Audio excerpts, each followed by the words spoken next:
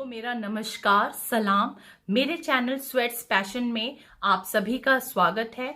Environmental videos की series में आज मैं जिस वीडियो को लेकर के आपके समक्ष उपस्थित हूं वो है इकोलॉजी, जो कि बहुत ज़्यादा इम्पॉर्टेंट टॉपिक है। इकोलॉजी जिसको कि आईएएस, पीसीएस या जो भी स्टेट लेवल के एग्जाम्स होते हैं वहां पर और नेट की परीक्षाओं में, साथ में ग्रेजुएशन लेवल में भी, आजकल ग्रेजुएशन और पोस्ट ग्रेजुएशन लेवल में भी इकोलॉजी का कंसेप्ट बहुत ज़्यादा इम्पॉर्टेंट है। तो इन्वायरमेंटल वीडियोस की सीरीज में पहले मैंने इन्वायरमेंट के कंसेप्ट को, कंपोनेंट्स को समझाया और धीरे धीरे मैं इस ओर आगे बढ़ रही हूँ। और आज जो कॉन्सेप्ट है वो है इकोलॉजी की पारिस्थितिकी। तो इकोलॉजी के कंप्लीट नॉलेज को मैं आपको दूंगी कि what are the different concepts and definitions regarding ecology, what are the different branches of that science, because ecology is the science. तो इसके अलग अलग क्या क्या ब्रांचेस हैं उसको मैं आप लोगों को बताऊंगी और इस तरह से वीडियो आगे बढ़ेगा। चलिए अपना वीडियो स्टार्ट करते हैं। और वीडियो स्टार्ट होने से पहले प्लीज आप सभी से रिक्वेस्ट है कि आप मेरे चैनल को लाइक करिए, सब्सक्राइब करिए और बेल आइकन को जरूर प्रेस करिएगा, जिससे कि मेरे वीडियोस के नोटिफिकेशन आपको मिलते रहे। So let's get start our video of ecology concept and definition with inclusion of branches of ecology. सबसे पहले जानना जरूरी है कि इकोलॉजी क्या है, इस कंसेप्ट को किसने दिया। तो इकोलॉजी जो है वो एक साइंस है। It is the branch of a biology. ये बायोलॉजी का ही एक ब्रांच है, एक धारा निकली जिसमें कि हम ये अध्ययन करने की कोशिश करते हैं कि एक इकोसिस्टम में, अभी मैंने इकोसिस्टम पे सेपरेट वीडियो नहीं बनाया है, इसके आगे अब उसी का टर्न है। तो एक इकोसिस्टम में पहले आप जानिए कि एक इकोसिस्टम में एक बायोटिक और एबायोटिक कंपोनेंट्स रहता है। आपको इससे पहले मैंने एनवायरनमेंट में बताया कि बायोटिक और एबायोटिक दो तरह के कंपोनेंट्स होते हैं। एबायोटिक कंपोनेंट्स जो कि जितने फिजिकल कंपोनेंट्स होते हैं वो सारे एबायोटिक कंपोनेंट्स होते हैं, और जिसमें हम ये मानते हैं कि माउंटेन्स, रिवर्स, सी, ये सारे मिनरल्स, ये सारे एबायोटिक कंपोनेंट्स होते हैं। और बायोटिक कंपोनेंट्स में हम सारे लिविंग ऑर्गेनिज्म को मानते हैं, वो चाहे ह्यूमन बींग्स हो या सिंपल अमीबा हो या कोई भी लिविंग ऑर्गेनिज्म हो, पेड़ पौधे हो, ये सब बायोटिक कंपोनेंट्स होते हैं।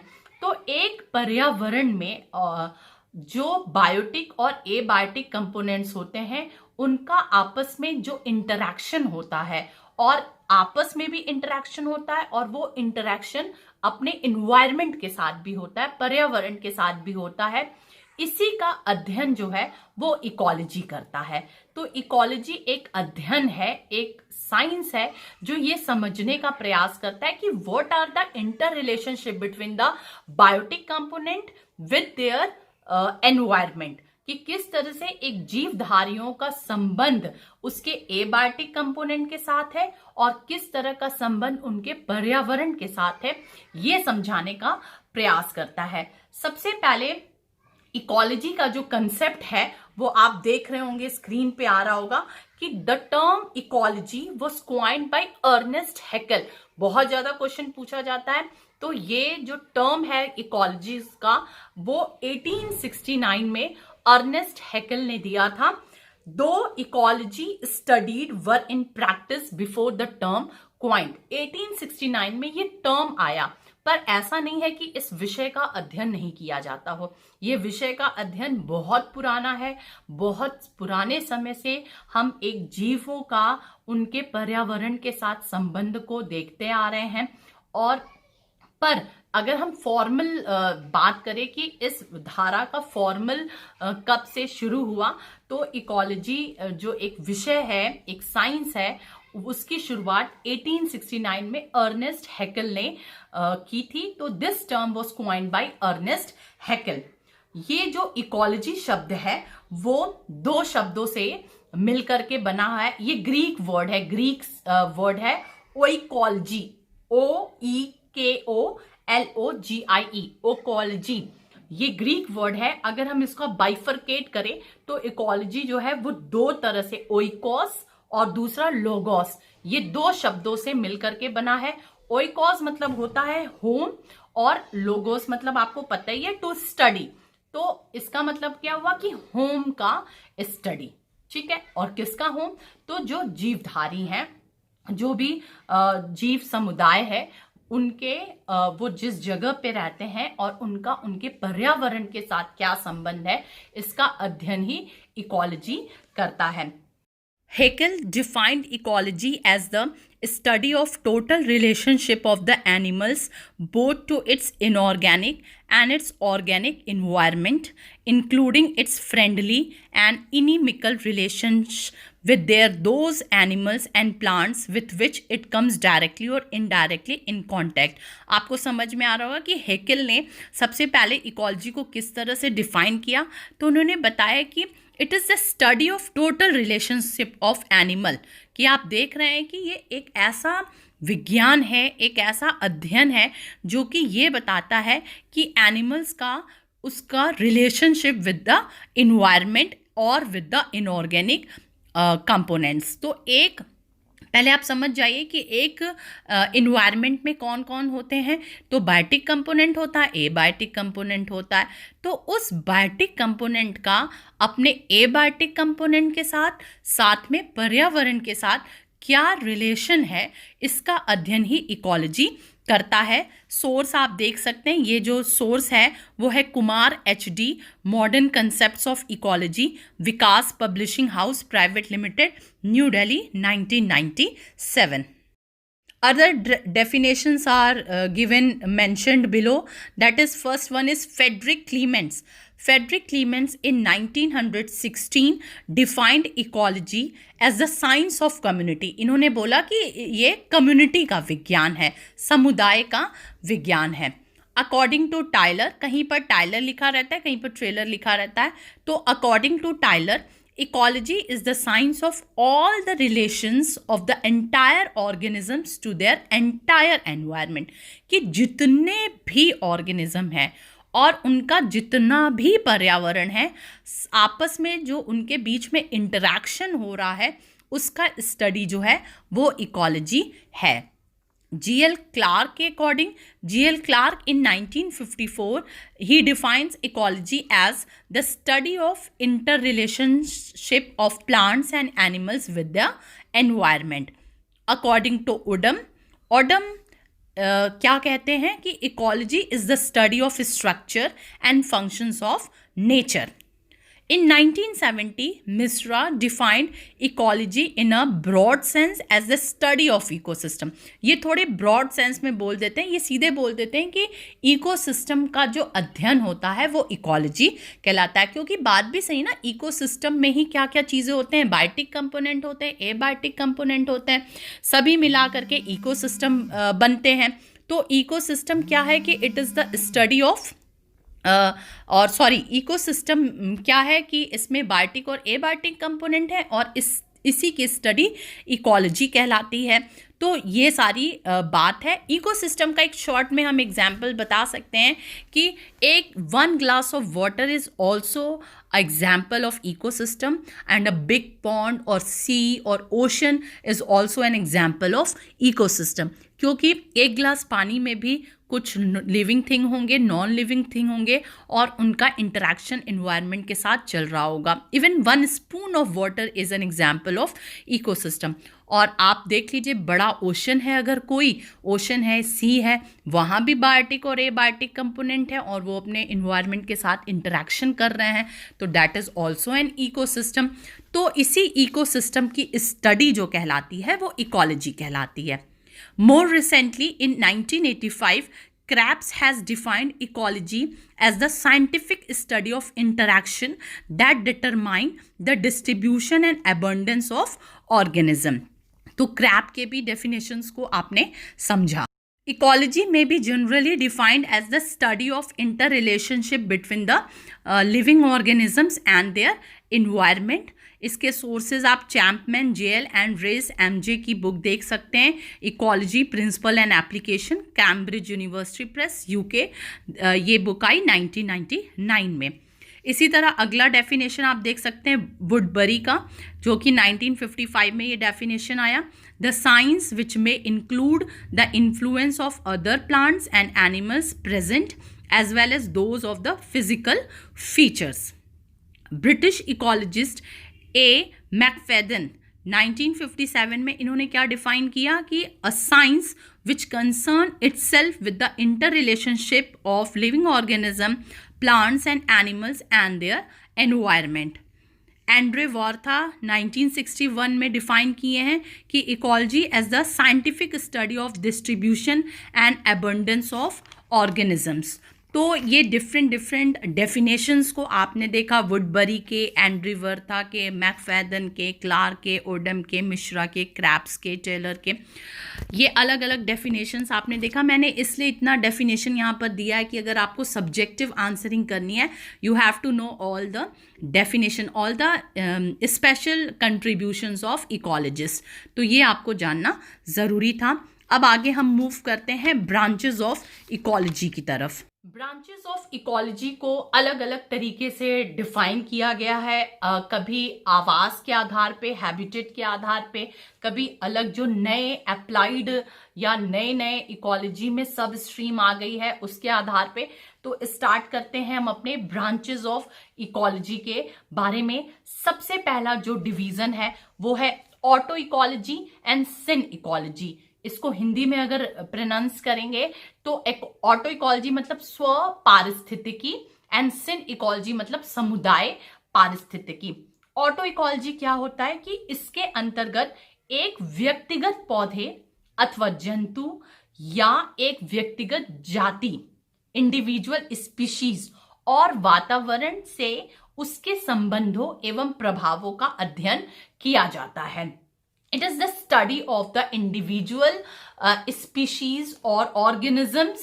It is known as population ecology। एक एग्जाम्पल मैं देती हूं कि ऑटो इकोलॉजी क्या है। कि एक मान लीजिए इकोसिस्टम है, एक इस इकोसिस्टम में जब एक ही तरह के स्पीशीज रहेंगे, ठीक है, मतलब अगर एक जंगल का एग्जाम्पल लेते हैं, forest is an ecosystem. Forest एक इकोसिस्टम है। फॉरेस्ट कैसे इकोसिस्टम है? क्योंकि उसमें बायोटिक कंपोनेंट भी है, एबायोटिक कंपोनेंट भी है, और बायोटिक कंपोनेंट का और एबायोटिक कंपोनेंट का आपस में इंटर रिलेशनशिप भी है। फॉर एग्जाम्पल आप देख लीजिए कि अगर लायन है या कोई भी एनिमल्स है, उसको हवा भी चाहिए, पानी भी चाहिए, ये सब चाहिए सरवाइव करने के लिए, मतलब that they needs abiotic component. तो एक इकोसिस्टम में बायोटिक कंपोनेंट भी होता है, एबायोटिक कंपोनेंट, तो सब एक दूसरे से इंटर रिलेशनशिप सब में ही होता है, सब एक दूसरे से इंटरेक्शन करते हैं। इकोलॉजी इसी का अध्ययन है। मैंने कई बार बताया कि इकोलॉजी इसी का अध्ययन करता है। तो ऑटो इकोलॉजी किसको कहते हैं? जब एक इकोसिस्टम में जब हम एक तरह के इंडिविजुअल को चूज करेंगे, इंडिविजुअल एनिमल्स या स्पीशीज, कोई भी मैं नाम ले लेती हूँ, जैसे अगर सिर्फ लायन को ले लिया जाए तो वो ऑटो इकोलॉजी है। और सिन इकोलॉजी क्या है?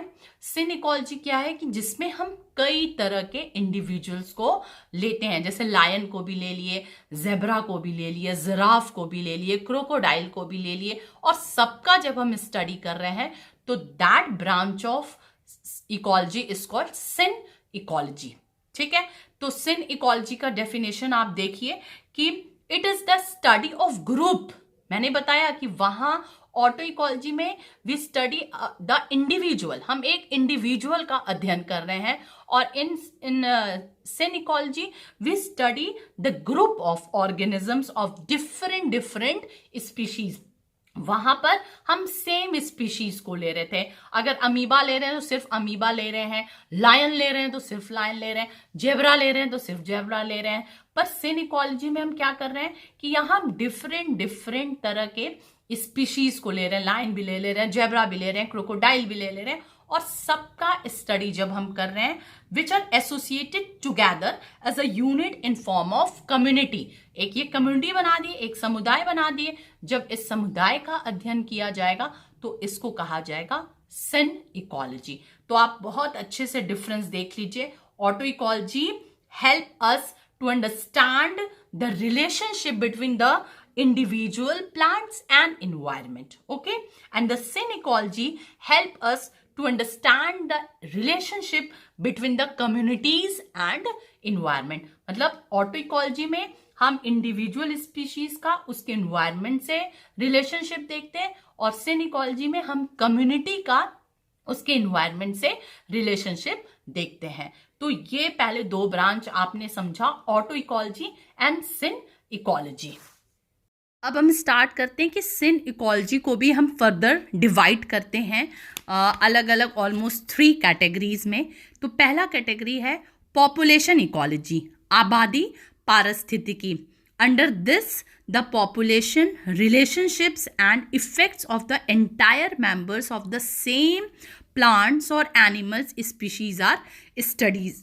इसके अंतर्गत किसी स्थान पर एक ही पादप अथवा जंतु जाति विशेष के संपूर्ण सदस्यों द्वारा निर्मित आबादी तथा इसके वातावरण के संबंधों एवं प्रभावों का अध्ययन किया जाता है. समुदाय पारिस्थितिकी आप समझ गए पॉपुलेशन इकोलॉजी को. समुदाय पारिस्थितिकी मतलब under this the biotic community formed by the population of all species of living beings found in a place is studied. इसके अंतर्गत किसी स्थान पर पाए जाने वाले सभी जाति के जीवधारियों की आबादी मतलब ऑल स्पीशीज द्वारा निर्मित जैवीय समुदाय तथा इसके वातावरण के संबंधों का अध्ययन किया जाता है. और द लास्ट है इकोसिस्टम इकोलॉजी और इकोसिस्टमोलॉजी इसको कहा जाता है. पारिस्थितिकी तंत्र पारिस्थितिकी.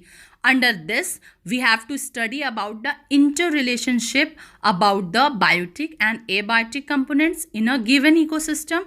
And under this, we also study the energy flow, cycling of minerals and food web by these components. इसके अंतर्गत किसी स्थान के पारिस्थितिकी तंत्र के जीवीय मतलब बायोटिक एवं आजीवीय मतलब एबायोटिक घटकों के पारस्परिक संबंधों तथा इन घटकों के प्रवाह तत्वों एनर्जी फ्लो तत्वों के चक्रीकरण साइक्लिंग ऑफ मिनरल्स तथा खाद्य जल फूड वेब आदि का अध्ययन किया जाता है. आप जानते हैं फूड साइकिल जो है primary to secondary, secondary to tertiary, या आप फूड साइकिल जानते हैं कि किस तरह से.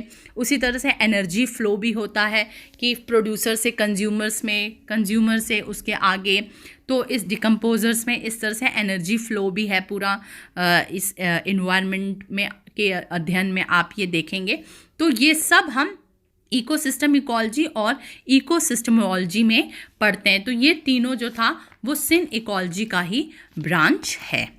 नेक्स्ट अगर हम क्लासिफिकेशन करेंगे मतलब ब्रांचेस बताएंगे इकोलॉजी का, तो वो बताएंगे आवास स्थान के आधार पर, जिसमें पहला एक्वेटिक इकोलॉजी जलीय पारिस्थितिकी. नाम से लग रहा है कि पानी में रहने वाले, पर पानी में रहने वाले भी दो तरह के हैं. फ्रेश वाटर इकोलॉजी भी है और मरीन इकोलॉजी भी है. तो स्वच्छ जल की पारिस्थितिकी और समुद्री जल की पारिस्थितिकी मतलब स्वच्छ जल में जो बायोटिक कंपोनेंट्स रह रहे हैं उनका उनके एबायोटिक कंपोनेंट्स के साथ और इन्वायरमेंट के साथ जो स्टडी है वो एक्वेटिक इकोलॉजी में आएगा. उसमें भी फ्रेश वाटर इकोलॉजी में आएगा. फ्रेश वाटर को भी हम अगेन डिफाइन कर सकते हैं कि पॉन्ड इकोलॉजी या स्ट्रीम इकोलॉजी या रिवर इकोलॉजी. और नेक्स्ट है मरीन इकोलॉजी कि समुद्र जल में की पारिस्थितिकी की. आप जानते हैं कि ओशनिक जो वाटर होता है उसमें बायोटिक कंपोनेंट्स का, एबायोटिक कंपोनेंट्स और उसके इन्वायरमेंट के साथ क्या इंटर रिलेशनशिप है, उसकी स्टडी हम मरीन इकोलॉजी में करते हैं. हैबिटेट या आवास के आधार पे अगर हम आगे डिवीज़न करें तो टेरेस्ट्रियल इकोलॉजी है स्थलीय पारिस्थितिकी. मतलब टेरेस्ट्रियल मतलब आप जानते हैं भूमि पर, उसमें भी कई क्लासिफिकेशन है. उसके अंदर 4 ग्रासलैंड इकोलॉजी जो ग्रासलैंड में पाए जाते हैं, फॉरेस्ट इकोलॉजी जो जंगलों की इकोलॉजी है, डेजर्ट इकोलॉजी आप जानते हैं कि रेगिस्तान की जो इकोलॉजी है, और क्रॉपलैंड इकोलॉजी जहाँ पर क्रॉपलैंड्स पाए जाते हैं वहाँ भी बायोटिक कंपोनेंट होते हैं, वो भी अपने एबायोटिक कंपोनेंट के साथ इंटरेक्शन करते हैं, एनवायरनमेंट के साथ इंटरेक्शन करते हैं और उसकी स्टडी को ये नाम हमने दिया है। जैसा हम जहाँ पर स्टडी करें, अगर हम ग्रासलैंड में कर रहे हैं तो ग्रासलैंड इकोलॉजी, फॉरेस्ट में कर रहे हैं तो फॉरेस्ट इकोलॉजी, डेजर्ट में कर रहे हैं तो डेजर्ट इकोलॉजी, क्रॉपलैंड में कर रहे हैं तो क्रॉपलैंड इकोलॉजी। कुछ और ब्रांचेस भी हैं इकोलॉजी में, आप इस स्लाइड को देख रहे होंगे, पर आगे चल करके और बहुत क्लियर मैंने बताया। जैसे इसमें तो हमने बताया कि productive ecology, microbial ecology, species ecology, radiation ecology, community ecology, pollution ecology, applied ecology, human ecology, etcetera etcetera. ये नए ब्रांचेस आ गए इकोलॉजी। मतलब देखिए, बायोलॉजी से निकला इकोलॉजी और इकोलॉजी से इतने सारे ब्रांचेस निकल गए कि जो मैंने बताया, auto ecology, syn ecology, aquatic ecology, terrestrial ecology, और उसके अंदर अंदर बहुत सारे अभी डिवीज़न मैंने बताए। इसको मैंने ग्राफ एक डिज़ाइन के तहत बनाया है, इसमें आपको और अच्छे से होगा। देखिए, ये इकोलॉजी है और इसके अलग अलग ब्रांचेस हैं। Fresh water ecology, marine ecology, estuarine ecology, terrestrial ecology, palaeo ecology, zoo geography, phytogeography, statistical ecology, space ecology, gene ecology, production ecology, radiation ecology, applied ecology, pollutional ecology, conservation ecology and human ecology and microbial ecology. इसमें से कुछ तो आपको नाम से ही समझ में आ रहा है, कुछ जो अलग है उसके लिए मैंने अलग से बनाए हैं कि एस्चुरिन इकोलॉजी किसको कहते हैं और स्टैटिस्टिकल इकोलॉजी किसको कहते हैं, जिन इकोलॉजी किसको कहते हैं। We have to know all this, हमें ये जानना चाहिए। आइए हम लोग इसमें से कुछ टर्म्स को जानते हैं। सबसे पहले जानते हैं कि एस्चुरिन इकोलॉजी क्या होता है। तो हमें ये जानना होता है कि एस्चुरिन किसको कहते हैं। एस्चुरिन्स होते हैं कि जहां पर सी वाटर और रिवर आपस में मिलते हैं, कि जहां पर समुद्र और नदी आपस में जिस जगह पे मिलते हैं उसको हम एस्चुरिन कहते हैं। तो study of organism in estuarine point, तो एस्चुरिन पॉइंट पे जो ऑर्गेनिज्म पाए जा रहे हैं उनकी स्टडी जो है वो एस्चुरिन इकोलॉजी कही जाएगी, क्योंकि वहां का इन्वायरमेंट बिल्कुल अलग होगा। एक तरफ से रिवर की क्वालिटीज आ रही है, एक तरफ से सी की क्वालिटीज आ रही है। दोनों की क्वालिटी, दोनों में मिनरल्स अलग अलग पाए जा रहे हैं, दोनों के जो बायोटिक और एबायोटिक कंपोनेंट्स होते हैं वो अलग अलग हैं। तो बिल्कुल वहां पर जो ऑर्गेनिज्म होंगे और उनका इंटर रिलेशनशिप जो होगा अपने एबायोटिक या एनवायरनमेंट के साथ, वो बिल्कुल अलग होगा। तो हमें उसकी स्टडी, एस्चुरिन पॉइंट्स की स्टडी जो होती है वो एस्चुरिन इकोलॉजी कहलाती है, कि study of organisms in estuarine points. And estuary may be designated as a confined arm of sea situated at the mouth of river. It comprises of both sea water and fresh water. तो ये आप समझ गए estuarine ecology. अब next हम पढ़ते हैं palaeo ecology. तो पेलियो इकोलॉजी क्या होता है कि the study of environmental conditions of life of the plant ages to which palynology, paleontology and radioactive dating have made notable conditions। तो ये एजेस की स्टडी है, ठीक है। मतलब जो पुरानी हो चुकी हैं चीजें, वहां पर हमें अगर स्टडी करनी है, वहां की इकोलॉजी को समझना है, तो हमें पेलियो इकोलॉजी का सहारा लेना पड़ेगा। तो देख रहे हैं ना कि इकोलॉजी के कितने सारे ब्रांचेस हैं। जहां जहां जैसा स्टडी करना है वैसे हम इकोलॉजी को डिफाइन करते हैं। नेक्स्ट है जू geography, geographic distribution of animals. तो एनिमल्स का जोग्राफिक डिस्ट्रीब्यूशन, आप देखिए कि एक ही जगह पे सारे एनिमल्स नहीं पाए जा सकते, सारे प्लांट्स नहीं पाए जा सकते। सबका अलग अलग, सबको नीड होती है, सबकी अलग अलग क्वालिटी होती है। हम शिमला मिर्च कहीं भी नहीं उगा सकते, हम कहीं भी केला नहीं उगा सकते, ये तो प्लांट्स की बात हुई। कहीं भी जेब्रा नहीं पाए जा सकते, कहीं भी लायन नहीं पाए जा सकते, कहीं कोई बर्ड्स हर जगह नहीं पाए जा सकती। तो जो ज्योग्राफिक डिस्ट्रीब्यूशन है कि हर एनिमल्स या प्लांट जो है, जो बायोटिक कंपोनेंट्स है, उसका अपना एक डिस्ट्रीब्यूशन है।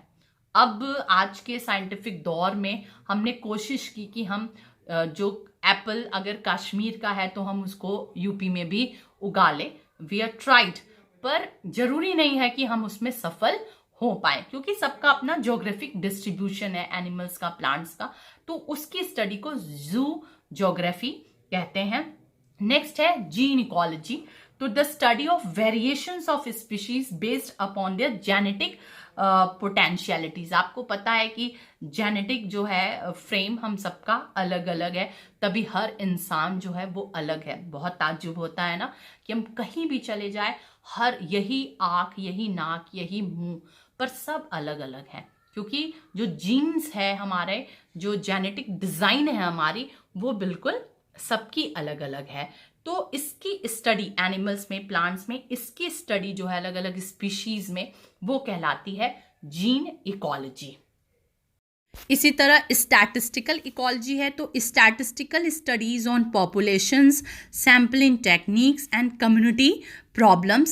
This branch of ecology particularly concerned with the analysis and understanding of the functions and structure of ecosystem by the use of applied mathematics. तो मैथमेटिक्स का सहारा लेकर के या जो सैम्पलिंग टेक्निक्स है उनका सहारा लेकर के जब हम इकोलॉजी की मतलब जब हम इनकी स्टडी करते हैं पॉपुलेशन का एक गिवन इकोसिस्टम में, तो हम उसको स्टैटिस्टिकल इकोलॉजी कहते हैं।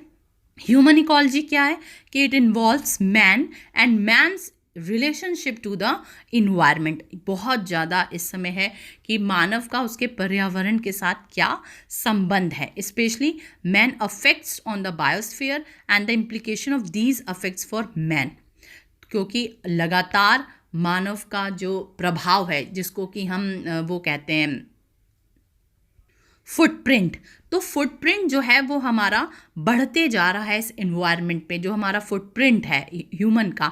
तो स्टडी करना बहुत ज़रूरी है कि मैन और एनवायरनमेंट का आपस में क्या इंटर रिलेशनशिप है and how much man affects our environment.